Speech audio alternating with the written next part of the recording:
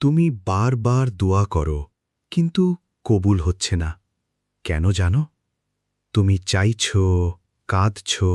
তবুও কিছুই বদলাচ্ছে না মনে হচ্ছে আল্লাহ শুনছেন না শোনো আল্লাহ সব দোয়া শোনেন কিন্তু তিনটে কারণে দেরি হয় তুমি গোনা ছাড়ছ না তুমি তাড়াহুড়া করছ আর তুমি আল্লাহর ওপর পুরো ভরসা করছ না আর একটা সত্য কিছু দোয়া এখনই কবুল না হয়ে তোমার জন্য আখিরাতে জমা রাখা হয় হয়তো তুমি যা চাইছ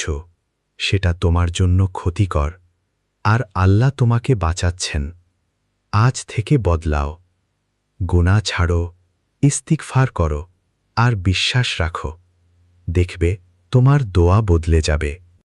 ভিডিওটি যদি আপনার ভালো লেগে থাকে তাহলে এখনই আমাদের চ্যানেলটি সাবস্ক্রাইব করে পাশে থাকুন।